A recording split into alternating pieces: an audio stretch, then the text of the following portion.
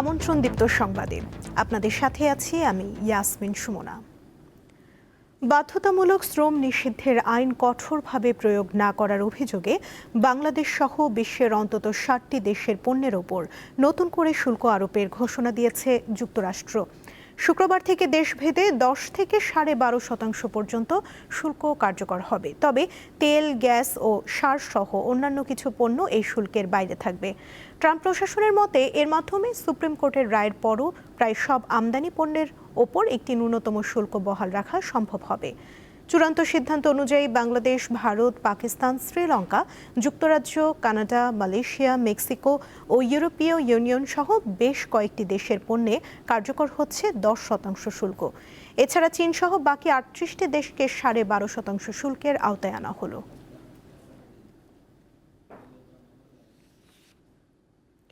ভারতের প্রধানমন্ত্রী নরেন্দ্র মোদীর আশ্বাসে ২৭ দিনের মাথায় অনশন ভাঙলেন দেশটির আলোচিত শিক্ষাবিদ সোনাম ওয়াংচুক। গতরাতে হাসপাতালে তিনি অনশন ভাঙেন। এরপরেই সোনাম ওয়াংচুককে শুভকামনা জানান প্রধানমন্ত্রী নরেন্দ্র মোদী।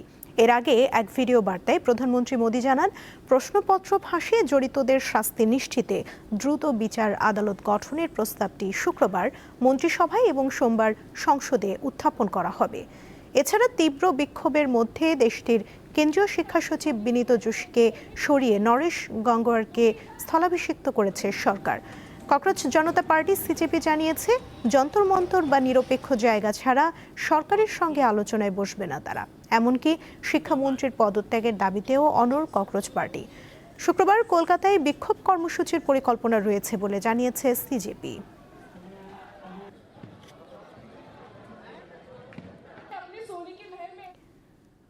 রাষ্ট্রপতি মোহাম্মদ শাহাবুদ্দিন ২-১ দিনের মধ্যে পদত্যাগ করতে পারেন এমন আলোচনা এখন সর্বত্র।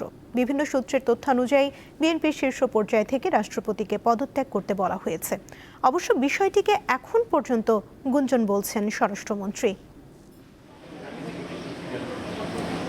দেশের ২২তম রাষ্ট্রপতি হিসেবে মোহাম্মদ শাহাবুদ্দিন ২০২৩ সালের ২৪ এপ্রিল শপথ গ্রহণ করেন। জাতীয় সংসদের তৎকালীন স্পিকার শিরীন শারমিন চৌধুরী বঙ্গভবনের দরবার হলে তাকে শপথ বাক্য পাঠ করান।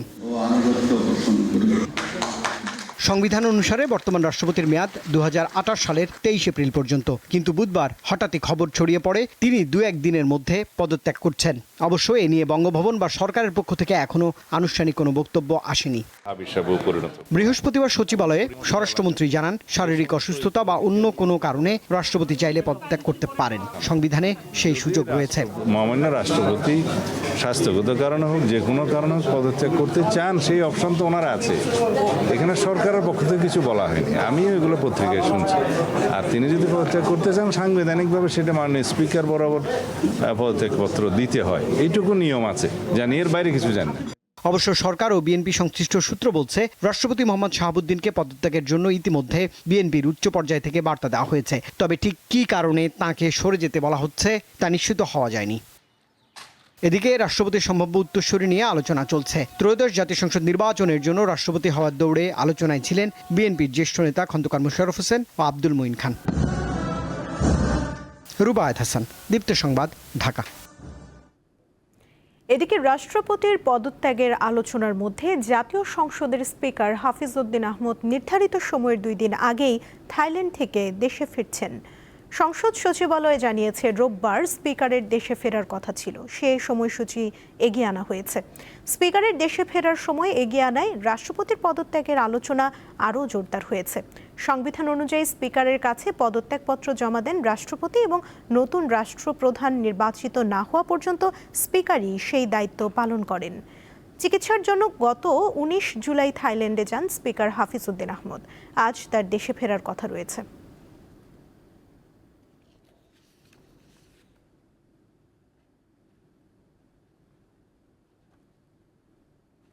আগামী 28 জুলাই বিশ্ব প্রকৃতি সংরক্ষণ দিবস। প্রাকৃতিক সম্পদ সংরক্ষণ, উদ্ভিদ ও প্রাণী জগতের সুরক্ষা, জীববৈচিত্র্য হ্রাস ও দূষণের মতো পরিবেশগত হুমকি সম্পর্কে সচেতনতা বাড়াতে এই দিনটি পালন করা হয়। বাংলাদেশের প্রাণ প্রকৃতি নিয়ে দীপ্ত সংবাদ ধারাবাহিক প্রতিবেদন প্রচার করছে। আজ থাকছে কুয়াকাটা সংলগ্ন বনাঞ্চল নিয়ে প্রতিবেদন।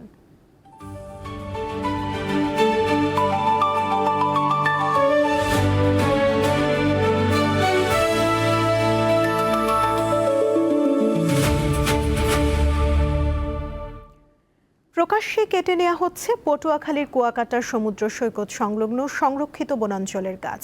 বিভিন্ন প্রজাতির গাছ কেটে নেয়ায় পর্যটক ও স্থানীয়রা উদ্বেগ প্রকাশ করেছেন।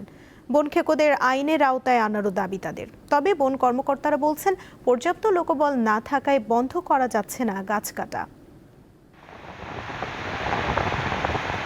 এটি কুয়াকাটা সৈকতের চর গঙ্গামতি এলাকার ঝাউ বাগান। এখান থেকে শত শত ঝাউ গাছ কেটে নিয়েছে বনদস্যুরা। শুধু ঝাউ গাছ নয়, দীর্ঘ 22 কিলোমিটার সৈকতের বিভিন্ন স্থান থেকে কাটা হয়েছে গাছ। লেম্বুর বন, গঙ্গামতি লেক ও কাউয়ারচর সহ অন্তত 8টি স্থান থেকে কাটা হয়েছে সুন্দরী, কেওড়া, ছইলা, রেন্ট্রি ও কড়াই গাছ সহ বিভিন্ন প্রজাতির গাছ। বনাঞ্চল ধ্বংস করায় ক্ষোভ প্রকাশ করে দায়ীদের বিরুদ্ধে ব্যবস্থা নেওয়ার দাবি জানান পর্যটক ও স্থানীয়রা। যদি গাছপালা সবসময় কেটে নেয়, তো এটার বিরুদ্ধে আমরা মনে করি যে সরকারের কঠিন পদক্ষেপ নেওয়া উচিত। এগুলো প্রতিনিয়তই কাটা হচ্ছে। বনাঞ্চল যেভাবে ধ্বংস হচ্ছে, এভাবে ধ্বংস হলে একসময় দেখা যাবে পর্যটন শিল্প ধ্বংসের মুখে পড়ে যাবে। গাছ কেটে যেভাবে ফলায় রাখছে আর গাছগুলি যেভাবে কেটে কেটে নিয়ে যেতেছে, সাগরের সৌন্দর্য হারিয়ে যেতেছে। দিনে রাতে প্রকাশ্যে এই বনগুলো উজাড় করা হচ্ছে। একটি চক্র, একটি মহল, আইন সংস্থাকারী যারা রয়েছে, যারা বন বিভাগের দায়িত্বে রয়েছে, তাদের আসলে উচিত দ্রুত ব্যবস্থা নেওয়া, চিহ্নিত করা আসলে এই চক্রটি কারা। বন রক্ষায় লোকবল সংকটের কথা জানান এই কর্মকর্তা। আমাদের আসলে লোকবল খুব কম, সেটা হলো লোকবল খুব কম। আমাদের ওখানে মাত্র 4 জন স্টাফ। আমাদের অফিস পাহারার জন্য সর্বোপরি একজন লোক থাকা দরকার। 2-1 লোক দ্বারা আসলে এই বিস্তীর্ণ এলাকা আমার পক্ষে সম্ভব না। কুয়াকাটা সমুদ্র সৈকতকে আকর্ষণীয় করে তুলতে নতুন বনায়ন এবং বনদস্যুদের আইনের আওতায় আনতে সরকার কার্যকর পদক্ষেপ নেবে, এমন প্রত্যাশা সকলের। কামরুন নাহার, দীপ্ত, বার্তাকক্ষ। এবারে থাকছে উদ্দীপ্ত যা কিছু ভালো ও উদ্দীপনার।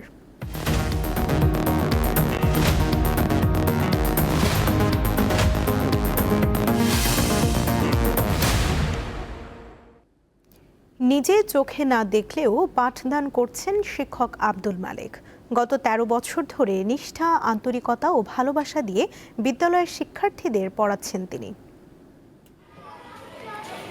চোখে দেখেন না, তবু থেমে নেই পথ চলা। শিশুদের মাঝে জ্ঞানের আলো ছড়িয়ে দিচ্ছেন শরীয়তপুরের দৃষ্টিহীন শিক্ষক আব্দুল মালেক। ল্যাপটপে বিশেষ সফটওয়্যারের মাধ্যমে পাঠ্য বই শুনে পাঠদানের প্রস্তুতি নেন এই শিক্ষক। শিশু থেকে 4র্থ শ্রেণী পর্যন্ত নিয়মিত ক্লাস নেয়ার পাশাপাশি শিক্ষার্থীদের সৃজনশীল বিকাশেও ভূমিকা রাখছেন তিনি। 2013 থেকে 2026 মোট 13 বছর যাবত আমি এই শিক্ষকতা পেশার সাথে যুক্ত আছি। আমাদের পড়ালেখার ক্ষেত্রে যে বাধা, সেটা হচ্ছে ব্রেল বই সবসময় অপ্রতুল। 3 বছর বয়সে টাইফয়েডে আক্রান্ত হয়ে দৃষ্টিশক্তি হারান আব্দুল মালেক। নানা প্রতিকূলতা পেরিয়ে চট্টগ্রাম বিশ্ববিদ্যালয়ের রাজনীতি বিজ্ঞান বিভাগ থেকে 2012 সালে স্নাতকোত্তর সম্পন্ন করেন তিনি। পরের বছর সরকারি প্রাথমিক বিদ্যালয়ের সহকারী শিক্ষক হিসেবে যোগ দেন পাইকপাড়া সরকারি প্রাথমিক বিদ্যালয়ে। স্ত্রী ও 3 সন্তানকে নিয়েই তার সংসার। আমি ওনার স্ত্রী হিসেবে অনেক গর্বিত। রাস্তা আগায় দিয়ে যাব বা নিয়ে যাব ওরকম কোনো আমার করতে হয় না। ওনার নিজেটা নিজেই সবকিছু করতে পারে। শ্রেণীকক্ষে পাঠদানের পাশাপাশি শিক্ষার্থীদের আবৃত্তি, গান, হারমোনিয়াম ও তবলা শেখান মালেক। স্কুলে শিক্ষক ও শিক্ষার্থীদের কাছেও বেশ জনপ্রিয় তিনি। উনি যেমন কম্পিউটারে এক্সপার্ট, পাশাপাশি গান বলেন, নাচ বলেন, ওনার যে আনুষঙ্গিক প্রতিভা অত্যন্ত চমৎকার এবং বিদ্যালয়ে ওনার দ্বারা শিশুরা অত্যন্ত আনন্দ পায়। ওনার কাছ থেকে আসলে অনেক কিছু শেখার আছে। দৃষ্টি প্রতিবন্ধীদের জন্য সরকারিভাবে প্রতিটি স্কুলে ব্রেইল পদ্ধতির পাঠ্য বই সরবরাহ করলে পাঠদান আরও সহজ হবে বলে মনে করেন তিনি। কামরুন নাহার, দীপ্ত, বার্তাকক্ষ। কয়েকদিন ধরে তীব্র গ্যাস সংকটের ভোগান্তিতে রয়েছেন রাজধানীর মোহাম্মদপুর, মিরপুর, আদাবর, বনশ্রী, রামপুরা ও বাড্ডা সহ বিভিন্ন এলাকার বাসিন্দারা। অনেক এলাকায় চুলা একেবারেই জ্বলছে না। কক্সবাজারে এলএনজি টার্মিনালে কারিগরি ত্রুটির কারণে গ্যাসের চাপ কমে গেছে বলে জানিয়েছে কর্তৃপক্ষ। যে চুলাটি দেখছেন সেটি অনেকক্ষণ ধরেই জ্বালানোর চেষ্টা করা হচ্ছে, কিন্তু গ্যাস না থাকায় সেটি জ্বলছেই না। শুধু এই বাসা নয়, এই চিত্র এখন রাজধানীর অনেক বাসাই। দিনের পর দিন গ্যাস না থাকায় ভোগান্তিতে পড়ছেন গৃহিণী, কর্মজীবী মানুষ আর শিশুরা। দীর্ঘদিন ধরে পরিবার নিয়ে মোহাম্মদপুরে বাস করছেন পারভিন আক্তার।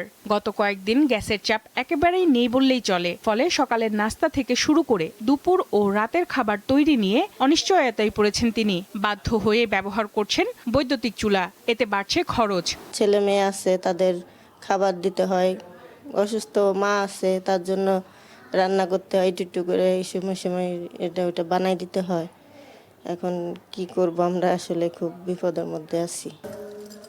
শুধু মোহাম্মদপুর নয়, রাজধানীর যাত্রাবাড়ি, মিরপুর, আদাবর, বনশ্রী, রামপুরা, বাড্ডা, খিলগাঁও, উত্তরা, শ্যামলী, কল্যাণপুর, ডেমরা, বাসাবো, গেন্ডারিয়াতেও একই অবস্থা। বৃহস্পতিবার ভোর থেকেই চুলায় আগুনই জ্বলেনি। এই অবস্থায় কেউ কেউ ভরসা করছেন সিলিন্ডার গ্যাসে। আমার স্বাস্থ্যকর খাবার হচ্ছে না, দেখা যাচ্ছে বাহির থেকে কিনে খাওয়া হচ্ছে, বাড়তি একটা খরচ হচ্ছে। আমরা তো একটা গ্যাসের বিল দেখা যাচ্ছে দিচ্ছি। একটা সিলিন্ডার কিনে দিল, একটা আগের পুরোনো গ্যাস আছিল সেটা নামালে আমরা ইউজ করতেছি। ওই একদিন পাক করে 7 দিন খাওয়ার লাগে। তাই বাসে খাবার কতই খাওয়ায়, বাচ্চা কাচ্চা অতই বাসে খাবার খাওয়ান যায়। আইটেমের সংখ্যা কমে গেছে। আজকে আমার হাজবেন্ড বলতেছে একটা রান্না করো, অত কষ্ট করে করতে হবে না। সবার পক্ষে অবশ্য এই বিকল্প ব্যবস্থা গ্রহণ করা সম্ভব হচ্ছে না। বাধ্য হয়ে কাঠের চুলায় রান্না করেন অনেকে। গ্যাস নাই আজকে 5 দিন ধরে, শুক্রবারের থেকে নাই গ্যাস। আপনার বাহিরের খাবার আমরা কিনা খাই, হোস্টেলের খাবার খাই, আমাকে পোষায় না, অনেক কষ্ট হয়ে যায়। কক্সবাজারের মহেশখালীতে একটি ভাসমান এলএনজি টার্মিনালে কারিগরি ত্রুটির কারণে জাতীয় গ্রিডে দৈনিক প্রায় 450 মিলিয়ন ঘনফুট গ্যাস সরবরাহ কমে গেছে। এর ফলে রাজধানীতে গ্যাসের সংকট দেখা দিয়েছে বলে জানিয়েছে কর্তৃপক্ষ। সঞ্জিতা প্লাবনী, দীপ্ত সংবাদ, ঢাকা।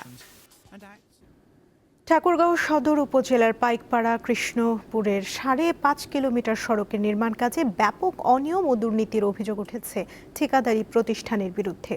মূল ঠিকাদারের হাতবদল হয়ে কাজটি কিনে নেন রাজনৈতিক দলের 2 নেতা। তাদের যৌথ দুর্নীতির ফলে ভোগান্তির শিকার সাধারণ মানুষ। ঠাকুরগাঁও সদর উপজেলার পাইকপাড়া কৃষ্ণপুর সড়ক রাস্তার পরিমাণ 5.5 কিলোমিটার। এলজিডির এই রাস্তা নির্মাণে 5,64,00,000 টাকা থেকে 12% লেজ দিয়ে কাজটি পায় ঠিকাদারি প্রতিষ্ঠান বাবর ট্রেডার্স। তবে মূল ঠিকাদারের হাত বদল হয়ে আরও 8% কমিয়ে কাজটি কিনে নেন আওয়ামী লীগ নেতা সুবহান বিডিআর ও বিএনপি নেতা জাহাঙ্গীর আলম। 2 রাজনৈতিক মেরুর 2 নেতার এই যৌথ প্রযোজনার ফল ভোগাচ্ছে সাধারণ মানুষকে। রাস্তার কাজ যা হয়েছে কতদিন টিকবে যে আমরা ভরসা করতে পারতেছি না। নম্বর ইটাগুলো দিচ্ছে, আবিসগুলো দিচ্ছে, মাটিগুলো দিচ্ছে। এটা অবশ্যই তদন্ত করা হোক, আর যারা এই দুর্নীতির সাথে জড়িত তাদেরও শাস্তি হোক। এলজিডির এই নতুন রাস্তা তৈরির সময় ঠাকুরগাঁও সুগার মিলের প্রায় 200 মিটার পাকা রাস্তা ভেঙে ফেলে এই 2 ঠিকাদার এবং সেখানকার ইট, বালু ও কার্পেটিং তুলে ব্যবহার করে নিজেদের রাস্তা তৈরির কাজে। অথচ এই বিষয়ে কিছুই জানে না ঠাকুরগাঁও সুগার মিল কর্তৃপক্ষ। পায়নি কোনো আর্থিক ক্ষতিপূরণ। আমি তো জানি না, আমার কাছে অনুমতিও নেয় না এবং অফিসিয়ালি আমাকে জানানো হয় না। সেক্ষেত্রে আমি তো কোনো ধরনের মালামাল এখন পর্যন্ত পাইনি। অনিয়মের এখানে শেষ নয়। নতুন রাস্তার কাজে বালুর বদলে ব্যবহার করা হয়েছে কাদামাটি। 1 নম্বর ইটের জায়গায় দেওয়া হয়েছে নিম্নমানের ইট, আর ইটের খোয়ার পরিবর্তে দেওয়া হয়েছে রাবিশ ও ইটের গুঁড়া। এই হরিলুটের বিষয়ে জানতে চাইলে ক্যামেরা দেখে সটকে পড়েন সাব ঠিকাদাররা, আর মূল ঠিকাদার দায় চাপিয়ে দেন সাব ঠিকাদারের ওপর। আমি একটা লোক দিয়ে কাজ করাচ্ছি, এখন সেই লোক যদি ভেজাল করে তাহলে সেটা আমাকে খবর নিতে হবে। অন্যদিকে সরকারি টাকা খরচের এই বিশাল কর্মযজ্ঞে তদারকির দায়িত্বে থাকা সরকারি কর্মকর্তার বক্তব্য আরো চমকপ্রদ। ব্যস্ততার অজুহাত দেখিয়ে নিজের দায় এড়ানোর চেষ্টা করেন সদর উপজেলা প্রকৌশলী। আমার তো নলেজে নাই, এখন আপনারা নলেজে দিলেন, আমরা এটার অ্যাকশনে যাবো। এটা আসলে আমি সরজমিনে দেখে যাতে কাজটা কোনোভাবেই অনিয়ম বা খারাপভাবে বাস্তবায়ন না হয় সেটার ব্যবস্থা নেব অবশ্যই। ঠিকাদারি প্রতিষ্ঠান ও সংশ্লিষ্ট সরকারি কর্মকর্তা কোন যেন একই সুতে কথা। এত বড় অনিয়ম চোখে পড়ছে না কারোই। এই মেগা অনিয়মের বিরুদ্ধে সুষ্ঠু তদন্ত করে জড়িতদের কঠোর শাস্তি দেওয়ার দাবি জানিয়েছে ঠাকুরগাঁও সচেতন মহল। ঠাকুরগাঁও থেকে মঈনুদ্দিন তালুকদার, হিমেল, দীপ্ত সংবাদ। দীর্ঘদিনের অচল অবস্থা কাটিয়ে পরিপূর্ণ কমিটি পেল ন্যাশনাল প্যারা অলিম্পিক কমিটি অফ বাংলাদেশ। 15 সদস্যের পূর্ণাঙ্গ কমিটির দায়িত্বে রয়েছেন ডিএমপির যুগ্ম পুলিশ কমিশনার নাসিরুল ইসলাম। অ্যাডহক কমিটির অভিজ্ঞতা কাজে লাগিয়ে উন্নতি করার আশ্বাস দিলেন নবনির্বাচিত কর্মকর্তারা। নতুন সরকার দায়িত্ব নেওয়ার পর দেশে ক্রীড়া অঙ্গনে বৃহস্পতিবার প্রথম নির্বাচন অনুষ্ঠিত হলো ন্যাশনাল প্যারালিম্পিক কমিটি ও বাংলাদেশ। সকাল 10টা থেকে বিকাল 4টা পর্যন্ত চলা এই নির্বাচনে 4 ক্যাটাগরিতে প্রার্থী ছিলেন 8 জন। রিটার্নিং কর্মকর্তা সাজিদ বিন জাহিদ নির্বাচনের ফলাফল ঘোষণা করেন। এতে কোষাধ্যক্ষ পদে 14 ভোট পেয়ে জয়ী হন আসিফুল হাসান মাসুদ। যুগ্ম সাধারণ সম্পাদক নির্বাচিত হেদায়েতুল আজিজ। অ্যাডহক কমিটি থেকে আস্থা অর্জন করে কমিটিতে মহাসচিব হিসেবে নির্বাচিত হয়েছেন মারুফ আহমেদ মৃদুল, আর সভাপতি হয়েছেন নাসিরুল ইসলাম। স্পোর্টসকে আসলে ডিসিমিনেট করতে হবে, বিভিন্ন জায়গায় প্রান্তিক পর্যায়ে আমাদেরকে ছড়িয়ে দিতে হবে, সেটির একটা পরিকল্পনা আমাদের রয়েছে। ইতোমধ্যে আমরা আমাদের এই কমিটিতে যারা কাজ করেছি নির্বাচনের আগেই আমরা এটির একটা ইভেন্ট ক্যালেন্ডার আমরা তৈরি করেছি যে 1 বছরে আমরা এটাকে কোথায় নিতে পারি। সেক্ষেত্রে আমাদের যে পরিকল্পনা রয়েছে এই পরিকল্পনায় মাননীয় মন্ত্রী মহোদয়েরও আমাদের প্রতি একটি নির্দেশনা ছিল যে অন্ততপক্ষে আমরা এই প্রান্তিক পর্যায়ে এটিকে ছড়িয়ে দেওয়ার জন্য ডিভিশনাল পর্যায়ে স্পোর্টসটাকে আমরা নিতে পারি কিনা। অতীতের অভিজ্ঞতা কাজে লাগিয়ে প্যারা স্পোর্টসকে জাতীয় এবং আন্তর্জাতিক পর্যায়ে এগিয়ে নেওয়ার প্রতিশ্রুতি দেন নবনির্বাচিত মহাসচিব। আমরা ন্যাশনাল প্যারা স্পোর্টসটাকে সারা বাংলাদেশে ছড়িয়ে দিতে পারবো। সবার প্রত্যেকটা দেশের প্রত্যেকটা প্রান্ত থেকে আমরা ন্যাশনাল বাংলাদেশের সবচেয়ে জুয়েল প্যারা অ্যাথলেটদের সংগ্রহ করতে পারবো। এর মাধ্যমে বাংলাদেশ একটা বড় ভালো ফলাফল রেজাল্ট করবে। মোট 15 সদস্যের কমিটিতে বিনা প্রতিদ্বন্দ্বিতায় সহসভাপতি হয়েছেন সানোয়ার হোসেন। আগামী 4 বছরের জন্য গঠিত কমিটিতে 8 জন নির্বাহী সদস্য রয়েছেন। মোহাম্মদ হাসিব, দীপ্ত স্পোর্টস, ঢাকা। এই ছিল এখনকার মতো। পরবর্তী সংবাদ বেলা 12টায় দেখার আমন্ত্রণ রইল। এছাড়া আরও তথ্য পেতে যুক্ত থাকুন দীপ্ত ডিজিটাল প্ল্যাটফর্মের সাথে।